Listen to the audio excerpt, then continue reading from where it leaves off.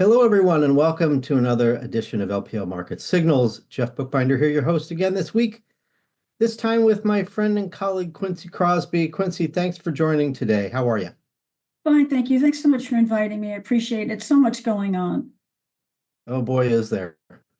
Yeah, rumor has it that a central bank might have done something last week. So Yeah, I heard it. Yeah, I read about it. Yes. you'll have to tell me what that's all about. Maybe you can quickly look it up while we're recording. Yeah. Um, so probably the most anticipated Fed meeting of my career, if not ever, I would say. The debate about 50 versus 25 basis points just went on and on and on, and finally it was settled. Of course, that helped the markets do well again last week. We had an S&P 500 new all-time closing high, so we'll talk a little bit about that. Next, of course, we'll talk about the Fed. And then our weekly market commentary for this week is kind of a combination policy outlook. We have some Fed and some election. So you can find that on LPL.com, by the way. So here's bullet point number 3. Can stocks predict elections? We'll try to answer that and show you some data that suggests that actually, historically, stocks have not done a bad job of predicting elections. And then we'll close out with a preview of the week ahead. And normally I would just talk about the economic calendar, but there are a lot of Fed speakers. We've already gotten some comments this morning. It's Monday, September 23rd, 2024, as we're recording this. So I think you got to talk about the Fed in the week ahead and not just the economic data. So let's get to it, starting with the recap of last week. New heights for the S&P 500. Here you can see the weekly performance. S&P 500 up 1.4%. That was the fifth positive week out of the past six. The previous all-time high was around 56.67. So we now, at least as of Friday's close, we're at 57.02. We're not getting much of a move today in midday trading.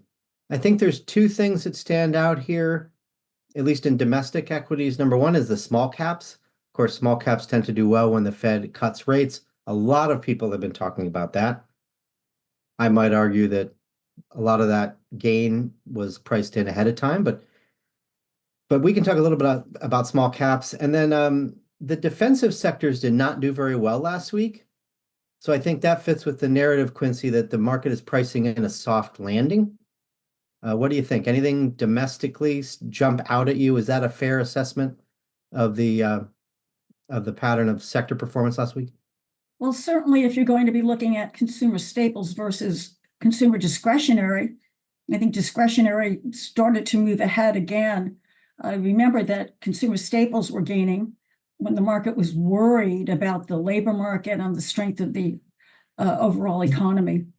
So the question is that the reason that the Fed went 50 basis points? Was it because they were worried about the economy, or was it that they believe that they have quelled inflation to a point that the higher for longer regime was not warranted?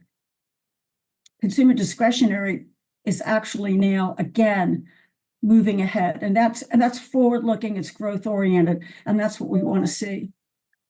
Absolutely. And certainly energy is cyclical, financials are cyclical, industrials are cyclical, right? All those sectors outperformed last week. And actually utilities outperformed too, but that was the AI names selling nuclear energy directly to the hyperscalers. So it's you could argue that utilities is not necessarily a defensive sector anymore because of the AI power generation story there.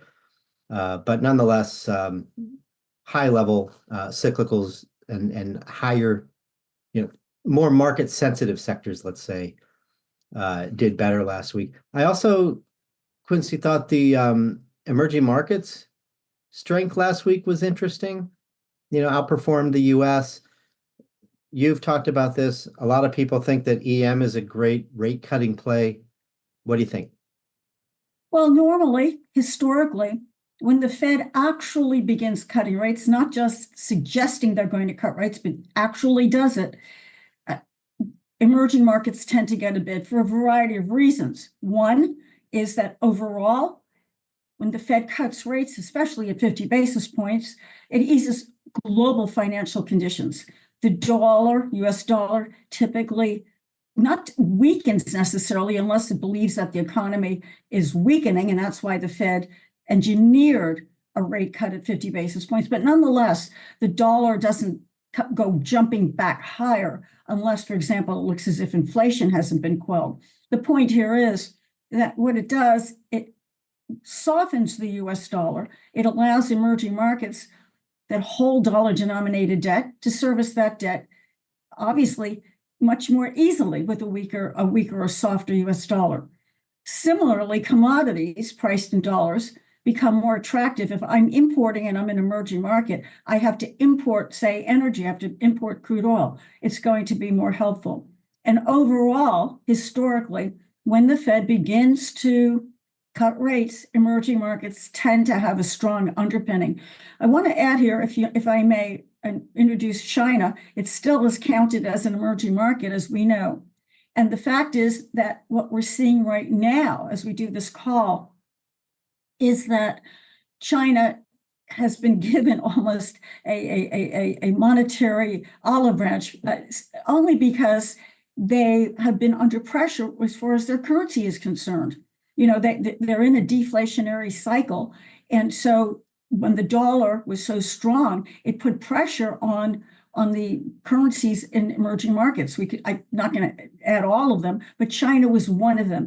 What this has done is it has allowed China now to focus on cutting rates again, a series of rates. They already started. Tomorrow, there's going to be an important media press conference with the head of the People's Bank of China and two other officials responsible for the Chinese economy. The market wants to see how much more are they going to do in terms of cutting rates, trying to help the consumer part of the economy, trying to help spur interest again in the $25 billion quagmire that is called the property market. They're going to try to do that. The market is hoping, by the way, that the Fed easing allows China to ease more, but also allows China to perhaps introduce a viable fiscal stimulus package. But the weaker dollar is certainly helping. Yeah, it feels like China's recognizing there should be a little more of a sense of urgency. So maybe that will add to the positive story about the Fed cutting rates. Yes. And then, positioning data or sentiment data would tell you that a lot of investors don't like China, right?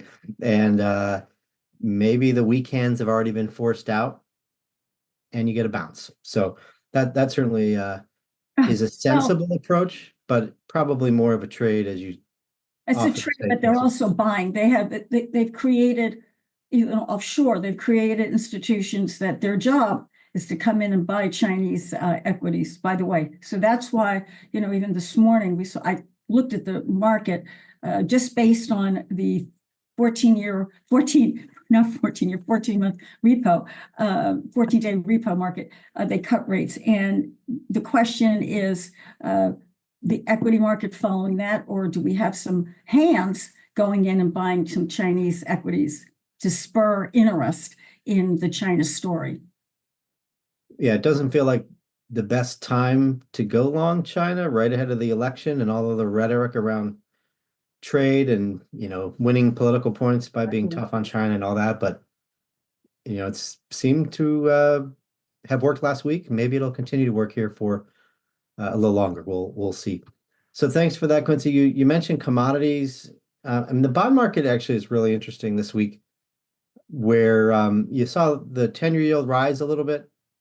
Now, it's hard to say whether that was really an inflation view or something else, right? But typically when the Fed cuts rates, you would expect the 10-year yield to at least be, go sideways, if not move lower. But it did tick up a little bit, and I mean, I guess you could say that the Fed cutting if the Fed cuts too much, you're going to stimulate inflation. Maybe some people are talking about that Q4, the base effects, right, Quincy? In Q4, inflation year-over-year comparisons might tick up a little bit. I'm not sure. What do you think? Well, I saw the initial reaction to the bond market when the Fed Chairman Powell was speaking. It's as if the 2-year got the story correct, and the Fed didn't follow the 2-year. It's just that the 2-year knew what the Fed was going to do, and that the 2-year is sensitive to monetary policy, and it was a check, check, check, check. However, the 10-year yield did go up a bit higher, but maybe it was due to the notion that the Fed is going to be engaged in the economy. So if you weren't a believer that the only reason that they cut 50 basis points is that inflation is coming down at a path that doesn't warrant higher for longer monetary policy, but perhaps part of it was that the Fed is going to be trying very hard to engineer a soft landing. And then that would tick the rate up, because before those rates were coming down, looking at almost, an economy that was weakening and weakening at a faster clip. I think it was, to me, it looked like a move of relief, like a sigh of relief from the 10-year treasury. It wasn't, I didn't see it in terms of, oh boy, they're thinking inflation is going to come back, but more or less that, gee, okay, the Fed is in there. The Fed is going to underpin the economy. Okay, that's good. And that's so the 10-year kind of edged a little bit higher. We'll see. We're getting inflation numbers this week. That's going to be very important for the market. And the market ultimately, Jeff is going to make a decision. Did the Fed, in fact, cut rates to 50 basis points down because they were worried about the economy and the labor market? Were they worried about that? And we'll see the reaction in the market as we have more and more economic data released. We'll see the reaction in the market, and we'll also see the reaction in the yields. No doubt, no doubt. It seems to me that the Fed has been successful in selling this as a Yes. normalization Yes. and nothing like, a panic cut into a massive slowdown or anything like that. So Exactly. I mean, the market's telling us soft landing is coming. It could be wrong, but for now, it seems like there's conviction in that, and that's why we have an S&P 500 that just keeps going straight up. So that's what I'm showing you here. The break to the all-time highs. So of course, over that prior resistance at the prior highs, and now, you don't have much room between where we are right now and the top end of this rising channel. So maybe that's the next point of resistance. I don't know. Maybe it's up 50, 75 points. But there's a little more downside technically in the near term than upside. So I want to point that out. I'll also point out breadth's been pretty good. We're not overbought on the RSI 14. We're at 64 at last check when I ran this chart. So, over 70 is overbought. So that's good. The advanced decline line has gone straight up and looks just like the S&P. So that's a good indicator of breadth. The percentage of stocks above 50-day, pretty good reading, north of 70. So this is a pretty healthy bull run. If we get some help from the macro situation, it will probably keep going higher. We'll have to wait and see. Let's move on, and I'll show you a couple charts from the weekly market commentary. One is on the Fed, and then one is election oriented. So I titled this section, we'll talk a little more about the Fed, Quincy, because I want your thoughts on how far they're going to go, right? And I made this point, I believe, last week with Lawrence, that it matters more, where you end up, right? How many cuts in the series of cuts? That matters more than just whether you get 25 or 50 to start, right? In fact, I haven't heard anybody make a case that the 25 versus 50 thing really matters a whole lot. In fact, I think a lot of the smartest Fed watchers that I follow thought 50 was coming and thought 50 made sense. And that's, of course, what we got. So, what might be surprising to people, though, is that they're not even close to normal, right? So, Quincy, this chart shows inflation versus where the Fed is, right? Inflation versus the Fed funds. And even though they cut 50, there's still a big gap here. So, the question is, are they going to go to 3? Because I'm sure inflation is going to be below 3. Might they even go lower than that? Where do you think this ends up? Well, it depends on the election, depends on who's going to win, and it depends on the debt. I mean, we haven't been using the expression term premium very much as the Treasury Department began to issue debt on sort of more short duration. But next year, we're going to be issuing quite a bit of debt and maybe longer duration, and we may have to start talking about term premium. That's the extra amount that you get for buying longer duration notes. So that's the question. And the other part of the question is, and it has to be answered, is whoever wins, how inflationary is the packages that they plan on introducing? I mean, it's the one thing that we always like to say, well, this is election campaigning rhetoric, right? We're going to do this, we're going to do that. But the question is ultimately, what is going to be introduced and how inflationary will it be? And that's something that we don't know. At the same time, Jeff, as we discuss so often, is what's the neutral rate? What's the acceptable neutral rate? Expectations are it will not go much lower than 3.5, 3.5. But there are those who believe even 3.5 is too low, that maybe it should be in the 4% range, that would be normal in this environment. So there's so much for the market to assimilate.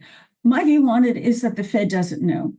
Just because the dot plot said this or that. I mean, we've even heard Chairman Powell at one of the press conferences said, I don't pay attention to the dot plot. Do you remember when he said that? I think they beat him over the head because then suddenly it became, the dot plot, we'll pay attention to it. But the point I want to make is the Fed can't really look ahead that far. The market doesn't look ahead that far. There's too much, especially now with an election. And so much is riding on that. So much is riding on the debt that grows and grows and grows. That Good I think point. we go, I really do think we have to go data point by data point, economic data point by economic data point. Well, we do know we're going to get a lot of deficit spending regardless of who's in the White House. Oh, yes. So, Oh, yes. so, that might, again, as you alluded to, create some inflation that could prevent the Fed from going much lower than that 3.5 that you mentioned. And you're so right that, I mean, we can't predict this far in the future. We don't know what the economy is going to look like in 18 months. So it was probably an unfair question for me to ask how far they go. But if the neutral rate is 3.5, hypothetically, then and if the economy is weak at the end of 2025, they're probably going to have to go below neutral. So who knows? We'll see what the economy is doing at that point and go from there. But I think the key message from this chart is that they have room to cut. They can cut another 25 basis points 3 more times this year. Or, well, they'll probably twice more. Sorry, they could cut twice more this year and still be restrictive, right? Which is why some people are saying they're going to do 50 in November and then potentially 50 again in December. They want to get there as fast as they can to their view of neutral. I think that's probably unrealistic. Maybe 50 and 25. The next question, of course, is how do stocks do after the Fed cuts rates? We've showed you this before, but I think it's really important to revisit this is consistent with the point we just made. How the economy is doing is really the key in answering the question of whether stocks are going to go up or down after the Fed cuts. So we got this first cut. You see here, these bars represent performance for the S&P 3, 6, and 12 months after the initial cut. So, the timer just started on Thursday. And you see stocks have been up nicely in most of these cases. However, when you get a recession, stocks are down. Exactly. Makes a lot of sense. So it's kind of binary. You also see these diamonds are the biggest drawdowns that you get in that 12 months following the initial cut. And your drawdowns, this makes logical sense, right? Your drawdowns are more shallow if you have a soft landing, if you do not have a recession during that 12 months. And then if you do, you're going to have a much bigger drawdown. So this one is tough to call but it certainly leans more towards soft landing than recession. So based on this pattern, I think we're going to be up in a year. We just said we don't want to predict a year out, but there you go. I just did it, Quincy. I'm going to predict that stocks will be up in a year and supported by the Fed. Yeah. That doesn't mean we're not going to have volatility in the interim, by the way, especially ahead of the election. And who knows what's going to happen geopolitically. So let's go to the election. I just have one chart on this, but it's from the weekly commentary, and I thought it was a fun one. It's a table, not a chart. Fun one to talk about. The S&P 500 has accurately predicted 20 out of the last 24 presidential elections. And here's how this works. You look at the 3-month performance for the S&P ahead of election day. So in this case, it would be August 5th through November 5th. Well, through November 4th, we'll call it. If the S&P 500 is up during that period, then the incumbent typically wins. If the market's down during that period, the incumbent typically loses. Now, we don't have an incumbent this time because, of course, Biden's not running, but we have an incumbent party. So this may still matter, even though Harris is trying to, separate herself a little bit from the Biden economy, at least at times. So there's a lot of caveats here. We've also had 2 assassination attempts on President Trump. This is the craziest election cycle probably we've ever seen. The last 2 cycles were pretty crazy too, but this one, talk about unpredictable. And by the way, this indicator did not work in 2020, right? The indicator said Trump would win and he didn't. So Quincy, do you think this indicator will work this time? Because if it does, we're going to have Harris. The S&P 500 is up 9.5%, 10% since August 5th. What do you think? Well, what matters most is where. The breakdown, as and everyone knows, is the Electoral College. So you obviously you could win the popular vote and lose the election. Then there's the other issue, and that is, and there have been a number of reports on this, and that has to do with not just the silent majority, but a silent group of sort of moderate Republicans and also independents, and whether or not they would go over to the Republican ticket because they're worried more about crime. They're worried more about the borders, that there's worry underpinning. Huge issues, yeah. Yes, and that perhaps the polling is not picking up that cohort, if in fact that cohort is as large as some of these reports suggest. Now, again, you have to look at who's writing the reports and whether or not they are associated with the Republican Party. But the ones that I've read, they tend to be more pragmatic and pragmatically written than, party oriented. So that's an interesting turn on that, because when we talked about the silent majority back in the day, that silent majority came in and pushed elections where the strategists just did not pick up on that. But nonetheless, also, if you want to add what else looks towards actually the Democrats right now, it's the VIX. There are a number of studies out that suggest that when the VIX lays low, when the VIX stays calm, it tends to underpin the incumbent party. Yeah, actually, the U.S. dollar weakness favors the incumbent party too. We haven't seen much of that, but we have seen some. Now, these patterns could be spurious correlation, right? It may just be a complete coincidence that these indicators are signaling one or the other. There's not a huge sample size, especially on the dollar, relative to the S&P. But there are, sure, these indicators are leaning Harris. This is not a prediction by any stretch, just informing. But the indicators and the economy, the economic data, the trajectory of the data, unemployment maybe is kind of sideways choppy, but it's still low and inflation is falling. So, and prices at the pump are certainly down. So those things could change. I mean, a lot could change in the next 6-7 weeks. But yes, at this point, you've got some things certainly helping the Harris camp.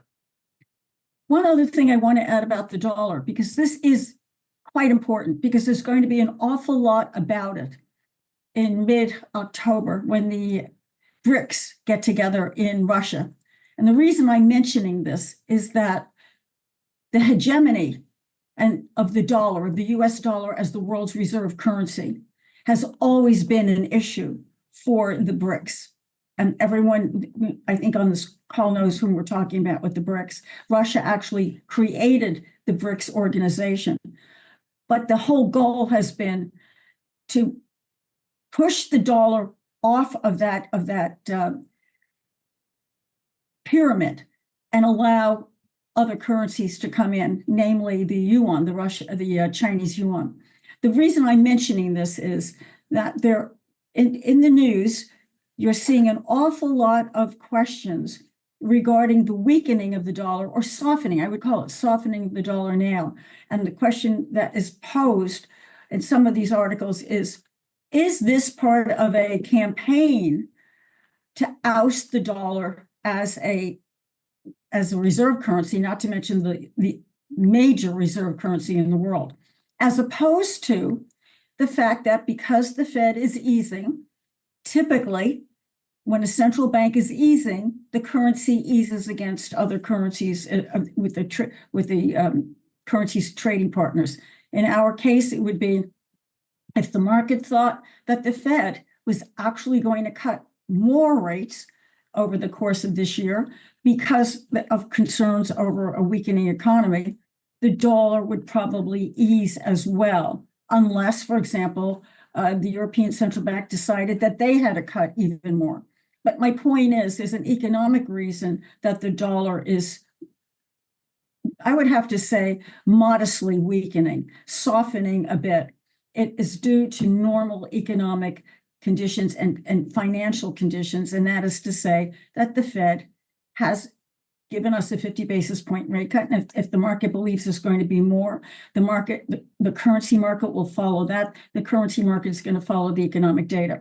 But it is not abnormal. It's actually a normal part of a recalibration, if I may use that term. Chairman Powell used the term recalibration 10 times during the press conference, by the way. But that is what happens. Still, can it be used as a political tool? Absolutely. Because there's, again, a theme, a narrative that the BRICS want to push the dollar off. And if that picks up, it makes it look as if the incumbent party is allowing it to happen. Interesting. Yeah, there's so many cross currents to this Yes, there are. election. Yes. We know that, immigration is an important issue, trade, China relations, Yeah. war are important issues.